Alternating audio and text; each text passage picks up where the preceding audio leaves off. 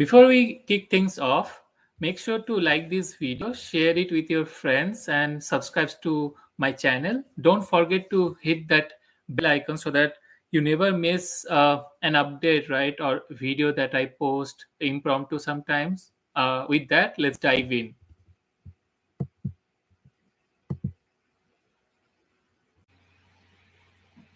Hey everyone, I hope you all are doing great.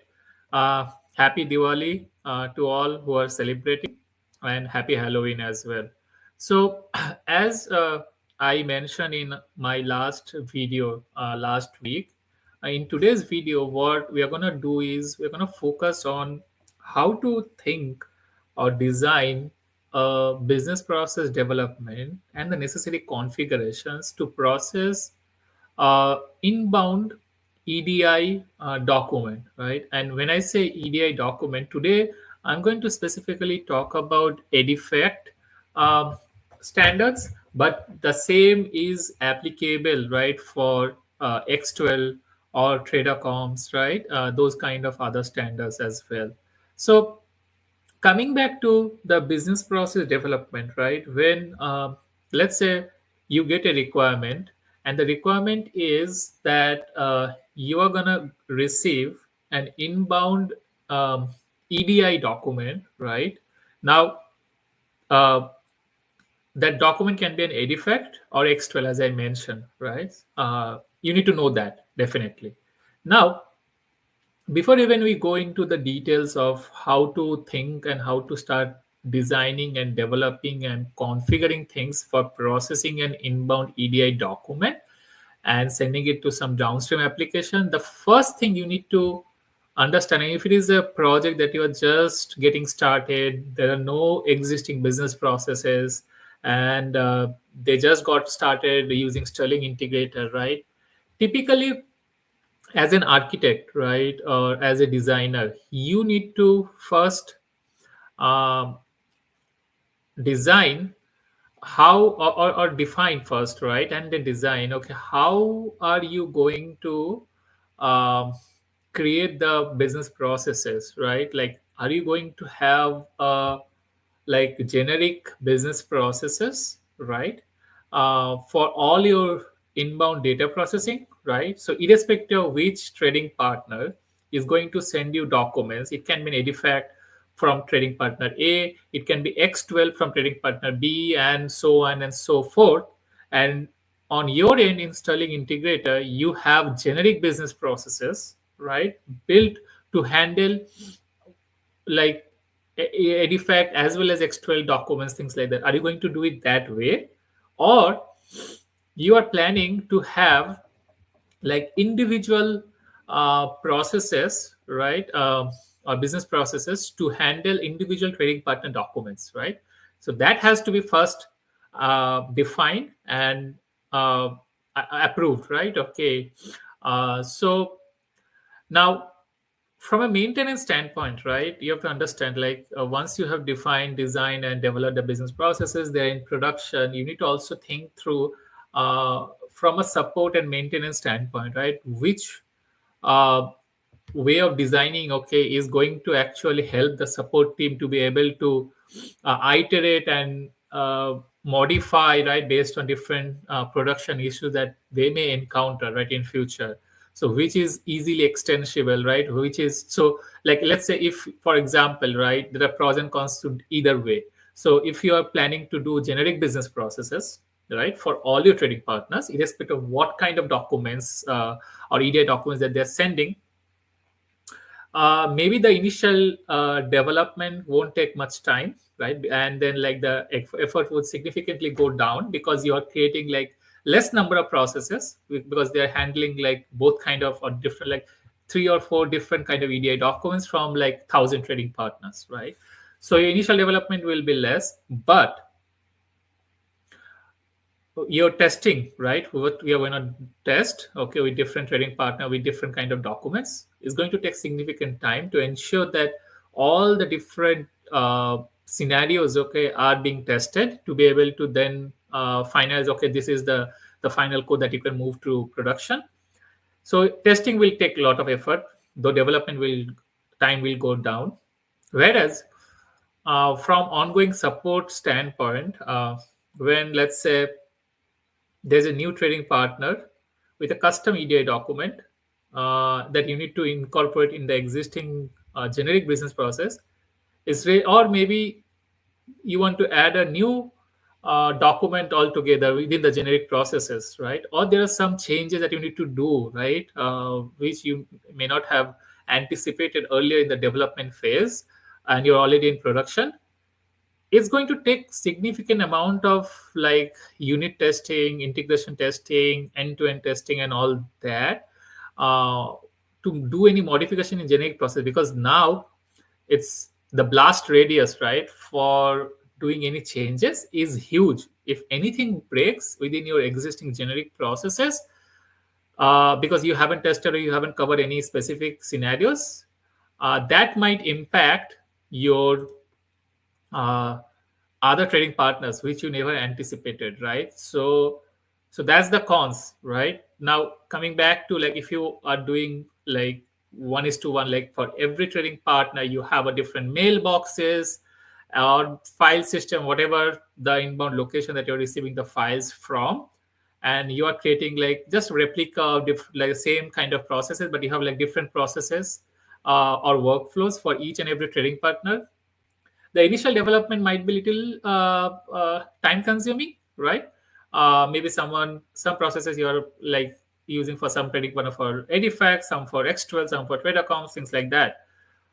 Testing might be significantly, testing time would be significantly less, because now you're just like ensuring your trading partner A is able to send the file end to end, and it's processing successfully, right? So that will reduce, and then the ongoing support or maintenance would also significantly reduce, because for any small changes here and there in any specific trading partner related processes, you don't have to like do all this full-fledged comprehensive testing of most of the scenarios, okay, that you're covered in the generic processes, right? So there are pros and cons to this. So yeah, that's first thing that you need to understand. Now, coming back to our topic today, I'm going to talk about the EDIFACT inbound document processing. So let me quickly share my screen.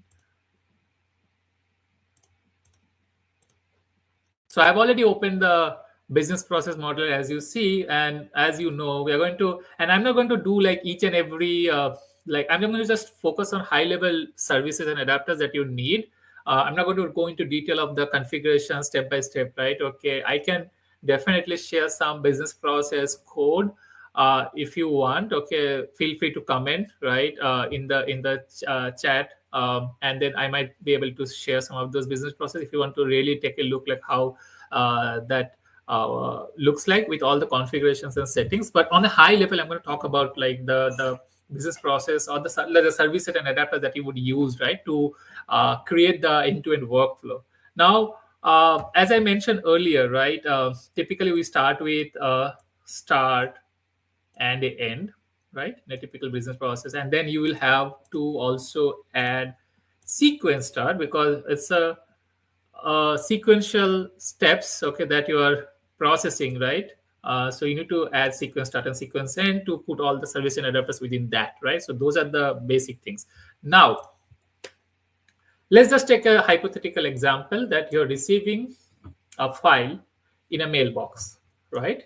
And the mailbox is bootstrapped to this business process. So whenever a file comes from trading partner A, and I'm today for this video, what I'm gonna talk about is it's a generic process that you have created to process any files like EDIFACT or X12 from any trading partner. So I don't know whether that trading partner has sent an EDIFACT on X12, right? How do I then define it? So the so even before doing the business process, right, like let me take a quick detour.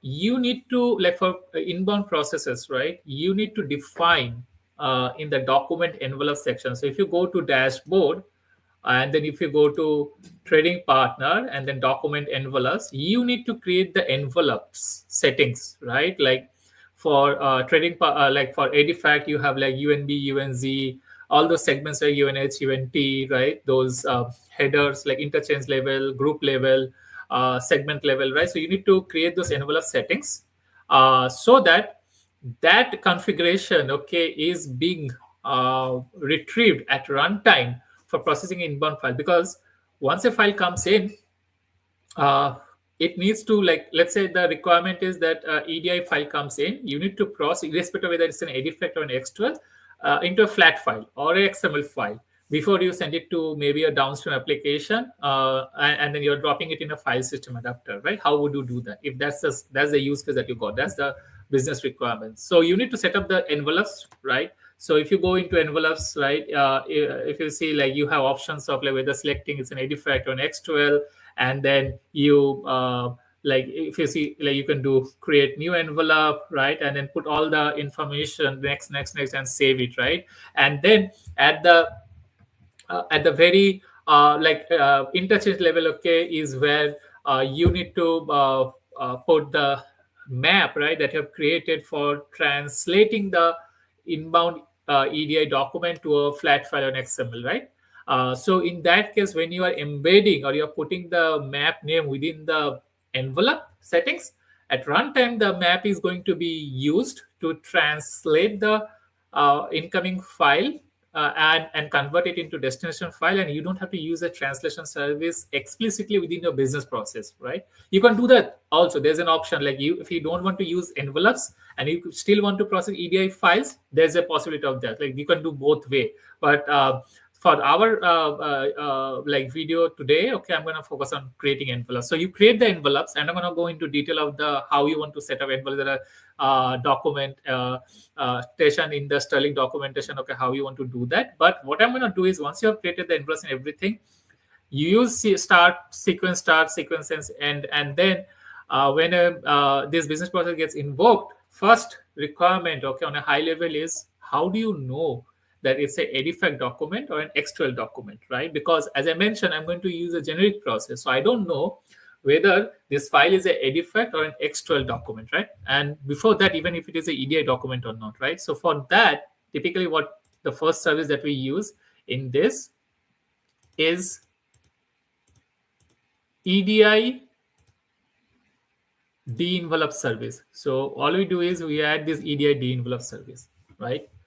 What this does is that it basically identifies whether it's a EDI document or not, and then whether it's an EDIFACT document and extra. So internally, this EDI de-envelope service, what it does is that it basically calls EDI, the EDIFACT de-envelope unified service or X12 de-envelope unified service, right?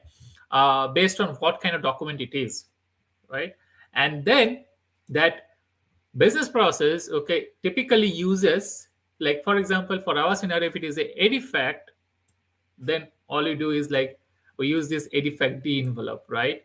Now, you, if you know, like, if you're going for, like, individual business process, you may skip the EDI envelope, because you know trading partner A is always going to send you an EDIFACT document. So you don't need the EDI envelope service when you're using, like, individual processes and you know what kind of document they're sending. So you can directly use EDIFACT de-envelope service, and what it does is this: it starts unwrapping your inbound EDI document, reads through those headers, okay, tries to match it to a corresponding envelope that you have already set up in the dashboard, and then once it finds a proper matching envelope settings, okay, it starts like identifying the map that needs to be used, okay, which is there within the envelope settings, to be translated. And then maybe at the end, okay, you might use a file system adapter, you might use a SFTP begin session, and, like, if you want to try, and then go CD, okay, to a SFTP remote location. Like, if it is a, you want to do an SFTP transfer, so it depends, right? Okay, where you are trying to send and which protocol that you're going to do, you're going to use those services and adapters accordingly. But my focus is, okay, the concept of how to process an EDI document, right here. Now, as I mentioned, okay, so EDIFACT de-envelope service, okay, is going to do all that, okay, and then you don't need EDI envelope for the generic process, right? So if, for example, during the de-enveloping process, it doesn't find an appropriate or a matching envelope settings, it's going to stop the business process, and then it's going to create a compliance report, okay, which is going to tell, okay, what is the reason, okay, that this process has failed, right? And then it's going to create that compliance report. So typically, the EDIFACT business process, okay, is the EDIFACT D envelope unified, okay, it extracts the EDI documents from an EDIFACT interchange and processes them, as I mentioned, using the corresponding envelope definitions, right? And uh, the other way around, okay, like this is for inbound. For the other way around, okay, we use EDIFACT envelope unified, which actually what it does is does the other way around. In inbound, okay, it basically unwraps your headers, right, and then goes into the element level, right, okay, and then uses the translation map to translate the file. The envelope unified or the EDIFACT envelope unified for the outbound process, it applies an EDIFACT envelope to one or more EDIFACT messages and then uses that envelope data to translate and process them, right? So that's the difference, right? You understand what I'm saying? So that's kind of like, so I wanted to, this is like why I'm focusing on this one is typically in most of the EDI interviews, right, when it comes to like business process or just a general understanding, okay, do you know how to process a EDI inbound document? I have seen, okay, folks stumbling upon this question, okay, and not able to explain it properly. So the idea is, and it's always very high level, right? Okay, so it always is like mention that, okay, let's assume that the file comes into a file system adapter or a mailbox. You have a bootstrapped business process. The business process, what it does is the first step is EDI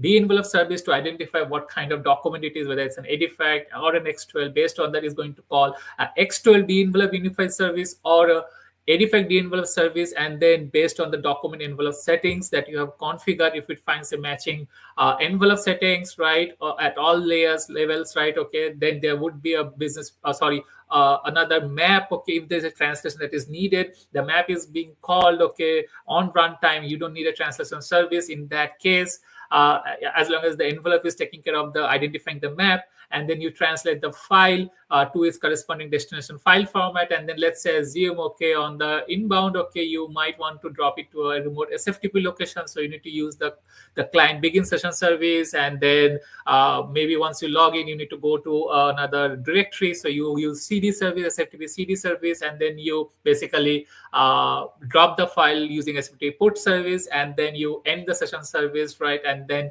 you go to sequence end and end, right? So that's kind of the end-to-end EDI file processing using a business process, and these are the high-level steps that you need, right? So this is the answer, okay, to that question if you are being a question in the interview, right? So I hope this was helpful.